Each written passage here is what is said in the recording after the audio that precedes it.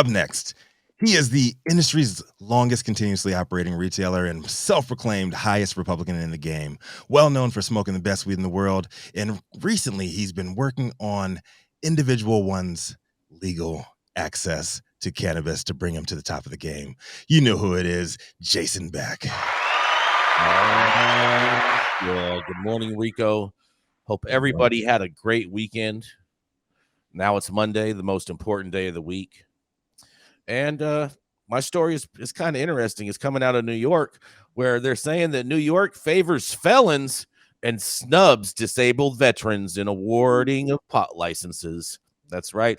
Albany's slow adult use cannabis rollout is leaving veterans behind, critics charge.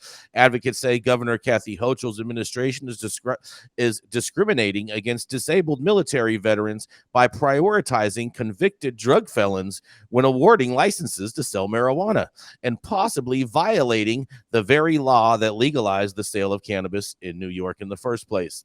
In a quote, "The whole veterans community is in an uproar," said Kari Fiore, chair of the Cannabis Association of New York's Veterans Committee and a disabled Army veteran. The Marijuana Regulation and Taxation Act of 2021 that legalized the adult use sale of weed designated 5 social and economic equity classes to get 50% of employment opportunities in the budding pot industry. Covering those convicted of marijuana-related crimes and service-disabled veterans, as well as women and minority-owned businesses and distressed farmers. But so far, the first 300 cannabis dispensary licenses have been set aside solely for applicants found guilty of a pot-related charge or related to someone swept up before the drug's legalization. In a quote, "Only criminal applicants have been allowed to apply," said Fiore, an FDNY emergency medical technician who served in the Army from 2008 to 2016. Fiore said Hochul's administration, via the Office of Cannabis Management and the State Cannabis Control Board, is passing over disabled vets and likely flouting the law by shutting them out. In a quote, "The OCM's actions are not only biased and discriminatory against veterans, they are also potentially illegal," he charged.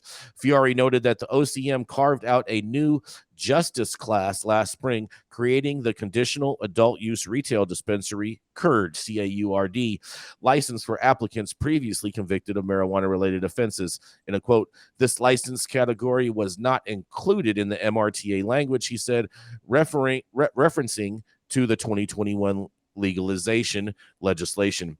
State officials have allowed ex-cons to leapfrog over disabled vets under the special license, Fiore added, and while there could be an overlap with other so-called social equity groups for the conditional licenses, such as women and minority applicants, disabled veterans are not included because individuals with drug convictions in most instances are ineligible to serve in the armed services, Fiore said. He also said state officials ease the eligibility for the special licenses for ex-cons compared to the rules that apply to disabled vets and other groups. Disabled vets and women and minorities without a felony pot conviction must show that they have the finances necessary to operate and a lease secured for a property to open a weed dispensary.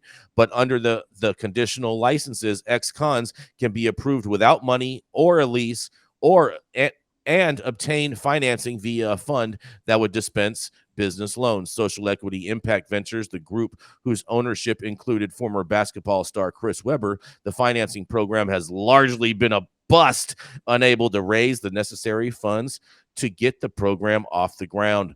The exclusion of disabled vets is getting the first licenses to sell weed is just the latest controversy in the rocky rollout of the cannabis program. So there's an estimated 1,500 illicit shops flourishing in the Big Apple alone by illegally peddling cannabis while not paying taxes. Much of the jargon of New York's Mayor Eric Adams and local law enforcement officials. Meanwhile, only 7 state licensed marijuana stores have opened in the entire Empire State. As part of ongoing state budget talks, the governor and Albany lawmakers are eyeing a crackdown on black market weed sellers by dramatically increasing fines and making it easier to shut down rogue operators. Yeah, right, guys. Because of the current lenient penalties, illicit pot peddlers got so brazen that they even opened up a shop right across the street from City Hall. Yeah, and you guys have raided it 3 times to my knowledge, and it's still open. But nonetheless, lawmakers, meanwhile, are going to bat for the disabled vets, including State Senator Jessica Scalarella of Spanton. She's a Democrat from Staten Island and Brooklyn, who chairs the legislative body's committee that oversees veteran services. In a quote, she says, "We are concerned that the OCM is not following the MRTA as written," Scarlett Scampton said in a draft letter to Hochul that was being circulated among state senators. Scarciella Spapaton said that the law does not specify that formerly incarcerated individuals with pot convictions would, in quotes, receive the right to apply for cannabis licenses before everyone else. She urged Hochul to open up the pool of applicants to include disabled vets and cancel the special program that licenses only those previously convicted of pot offenses. Those who have sacrificed to serve their country, especially those who have been injured because of their services, or other worthy special equity groups, are currently being overlooked, Scalia Spanton said.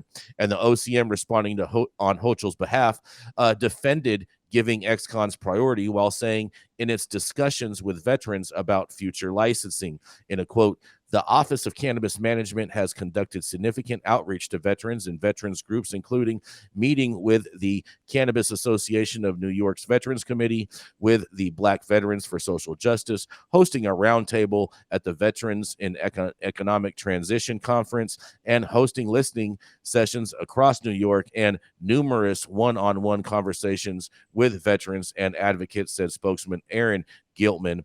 And in a quote, they also say, "We will continue to engage with this incredibly talented and entrepreneurial community as we move forward. Their voices will continue to be heard and reflected in all of our work," they say. Well, I'm going to tell you what, something stinks in New York, and it's definitely not the trash, and it's definitely not the trash weed that they're selling either. But I'm going to digress, and this is Jason Beck reporting for the High at 9 News Hour. What do y'all think about this?